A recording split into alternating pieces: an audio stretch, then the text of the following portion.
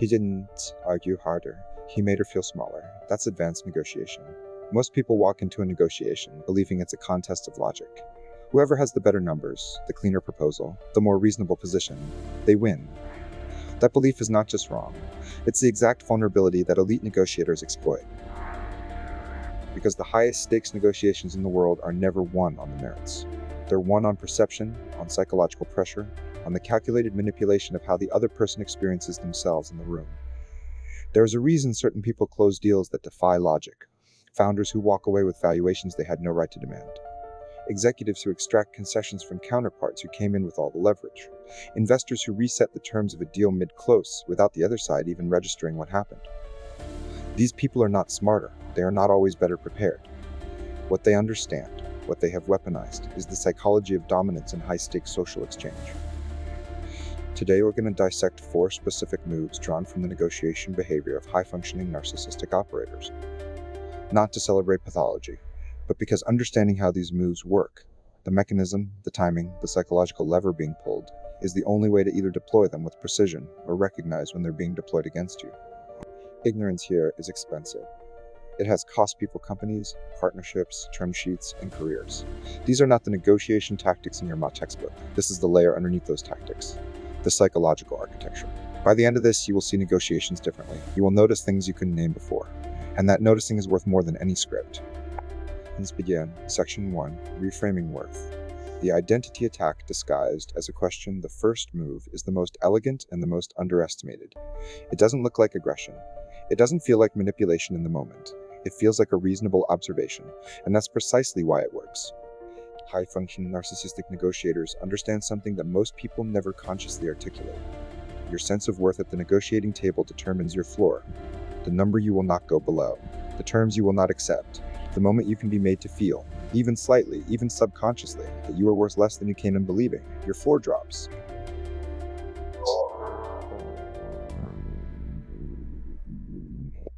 You concede things you had no intention of conceding, and you do it willingly, even gratefully.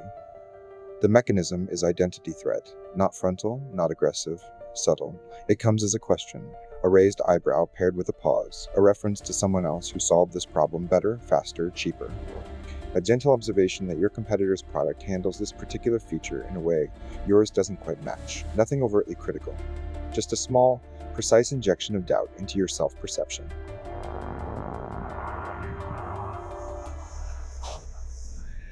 Loss aversion tells us that losses feel psychologically twice as powerful as equivalent gains. Narcissistic negotiators instinctively operate from this principle. They're not offering you a loss. They're making you feel like you're already behind, that your position is already weaker than you thought. Once that feeling takes root, you're not negotiating from your real position. You're negotiating from a psychologically diminished one. The defense is identity anchoring before the conversation begins, not confidence in the blustering sense. Quiet, pre-established certainty about your value that is impervious to social pressure in the room. The negotiators who can absorb identity attacks without reacting, without over-explaining, over-justifying, or over-conceding, are the ones who don't get moved. Stillness is armor here. Section 2, Asymmetric Information as Weaponized Ambiguity. The second move operates on information asymmetry, but not in the way most people think about it. Everyone knows that having more information than the other party is an advantage. That's negotiation 101. What's less understood is how elite operators use the appearance of information they may not fully possess to reframe the entire negotiating reality. Consider what happens in a venture capital term sheet negotiation. A partner across the table says something like, "We've seen a few deals in this space recently that we passed on for reasons I can't get into, but they inform how we're thinking about valuation here." That sentence contains no actual information. It is, in the most technical sense, meaningless, but its effect is immediate and measurable. The founder now imagines a landscape of failed deals, structural problems in the market, reasons their company might be worth less. The partner has manufactured uncertainty from nothing.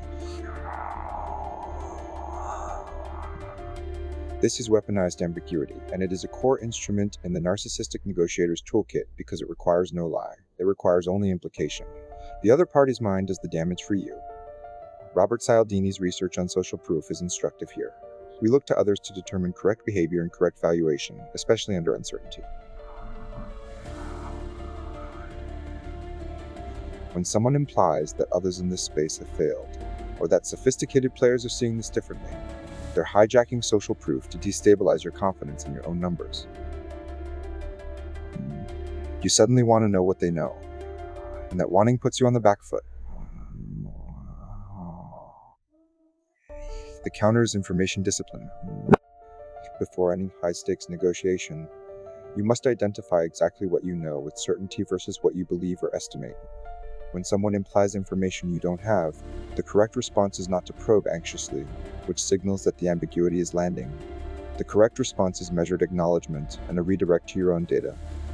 That's an interesting perspective. Here's what our numbers actually show. Calm return to ground truth. Every time. Section 3. Strategic withdrawal. The power of the engineered absence, the third move, is perhaps the most counterintuitive. In a culture that prizes presence, persistence, and responsiveness, the calculated withdrawal of attention and engagement is experienced by most people as almost physically uncomfortable. That discomfort is the weapon. Narcissistic operators have an intuitive, and sometimes clinical, understanding of what psychologists call intermittent reinforcement. The pattern of unpredictable reward and withdrawal that produces the strongest behavioral conditioning. It's the mechanism behind the most addictive slot machines. It's also the mechanism behind the most effective high-pressure negotiators. When engagement becomes unpredictable, the other party begins to work to restore it. They lean in. They offer more. They fill silence with concessions. Watch how this plays out in a real acquisition conversation. A strategic buyer expresses strong interest in a startup. Then, nothing. A week of silence. The founder begins to wonder. Did something change? Did they find a problem in diligence? Are they talking to a competitor? By the time the buyer re-engages, warmly, as if nothing happened, the founder's position has shifted. Not because the deal changed, because the founder's internal experience changed. The absence manufactured anxiety that created leverage. Richard Thaler's work on mental accounting shows us that people assign disproportionate value to what they feel is nearly within reach. The startup founder had already mentally begun to integrate the acquisition outcome. The withdrawal didn't just create uncertainty about the deal. It threatened something the founder had psychologically begun to own. Loss aversion activates like the founder is now negotiating to get back something they never had. That is a completely different negotiation from the one they entered. The defense against strategic withdrawal is preparation for exactly this pattern. Before any negotiation, establish what your walkaway position actually is, and then build a genuine emotional relationship with that outcome. If you can truly walk away and mean it, withdrawal loses its bite. Scarcity and absence only work when you need the deal. Engineer your psychology so that you do not need any single deal. The negotiator who can genuinely walk away from the table is the most powerful person in the room, even when they're not the most informed. Section 4. The mirror trap. How false report becomes a cage. The fourth move is the most sophisticated, and it is the one most likely to fool people who have read negotiation books, because it weaponizes a tool that most people have been taught to use for good, mirroring. You've probably heard that mirroring, subtly matching body language, tone, pacing, even language patterns, builds rapport. It does. The research on this is solid. When people feel understood and reflected, they open up, they soften, they share more than they intended. What the books don't tell you is that in the hands of a skilled narcissistic operator, mirroring is not a tool for connection. It's a tool for extraction. The mirror trap works like this. The narcissistic negotiator mirrors you skillfully enough that you feel deeply understood. This is rare. Being truly mirrored, having someone reflect your energy, your vocabulary, your rhythm, feels good in a way that's almost disorienting. It lowers defenses that are normally never down in a professional context. You begin to reciprocate. You share context you didn't plan to share. You reveal the real reason you need this deal, the real timeline you're working against, the real alternative options you do or don't have, and then the mirroring stops or shifts. The operator now has what they needed, your actual position, your actual constraints, and the warmth that extracted that information recedes. You're left having disclosed your leverage while they have disclosed nothing. The report was real to you. It was instrumental to them. This is not conjecture. This pattern appears in documented behavior of high-functioning dark triad executives across industries. The charm is genuine in the moment. The warmth is not performance. It's controlled deployment. The distinction between a skilled communicator, building authentic reports, and a narcissistic operator using false report as a data extraction tool often comes down to one thing: what happens after the information changes hands. The antidote is structured disclosure. Before any significant negotiation, decide in advance what information you are and are not willing to share, and treat that boundary as a system, not a judgment call made in the moment. In the moment when someone is mirroring you effectively and the conversation feels warm and collaborative, you will feel the pull to share more. That pull is the trap. A systematic pre-commitment to disclosure limits protects you from in-the-moment social persuasion that even highly intelligent people cannot fully resist. Cialdini's principle of liking is relevant here. We comply more readily with people we like and who seem to like us. The mirror creates liking rapidly and artificially. Know this intellectually, and build your systems accordingly. Section 5. The status reset. Restructuring the social hierarchy. In real time, the fifth and final move is the most openly aggressive, and also the one that most exposes the underlying psychology at work.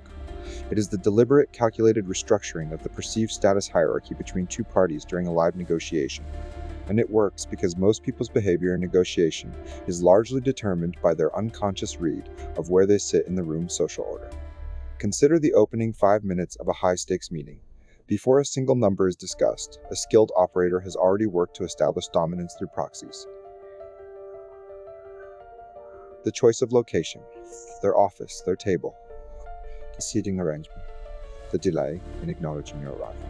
The question asked before you fully settled. So how long have you been working on this? Not a neutral question. A question that asks you to narrate your position, your timeline, your investment, information that can be used to frame your desperation or inexperience. These are not accidents. They are micro moves designed to establish a social reality before the formal conversation begins. And once that social reality is established, it is extraordinarily difficult to overturn. The human brain reads social hierarchy faster than it reads almost any other category of information. By the time you're conscious of what's happened, you're already operating from within the frame that was set for you. The status reset can also happen mid-negotiation, a shift in tone, a sudden reference to another deal, another auction, another party who wants what you have. The narcissistic operator understands that status is not fixed, it's continuously negotiated, and they actively manage it across the entire arc of a conversation rather than assuming it's settled at the start. What makes this move so effective in the hands of dark triad operators specifically is their low anxiety about the discomfort they create. Most people instinctively want social tension to resolve. When there's awkwardness, when the hierarchy feels unclear, when the atmosphere shifts, normal people rush to normalize it. They smile.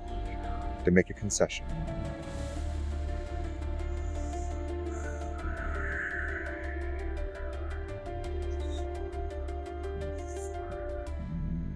The narcissistic operator tolerates that discomfort, even cultivates it, because they understand that the first person to break the tension is the one who blinked. And blinking is a concession. The response to status moves is not aggression. Aggression is reactive, which means you're still being controlled by the other party's frame. The response is sovereign indifference. A calm, unhurried engagement with the substance of the negotiation that treats status games as simply not relevant to the conversation at hand. You don't counter-posture. You don't match the aggression. You simply proceed as if the status game is background noise. Because for someone who is genuinely secure in their position,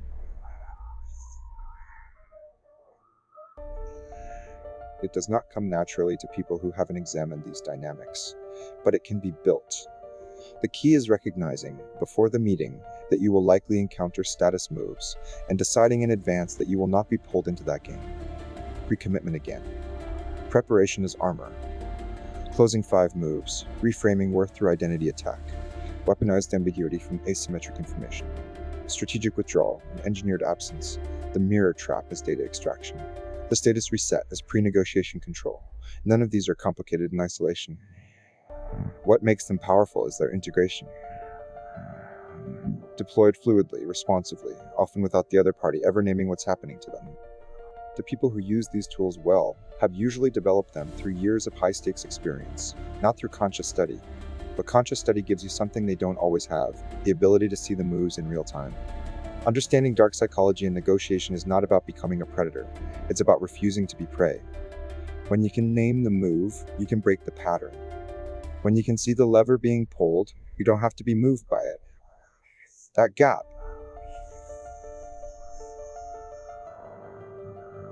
gap between seeing and being manipulated is where negotiation outcomes are actually decided. The best negotiators in any room are not always the most charismatic or the most aggressive. They are the ones who remain most fully themselves, most anchored to their actual position, their actual needs, their actual alternatives, regardless of what the room is trying to make them feel. If this kind of thinking changes how you see the room, subscribe.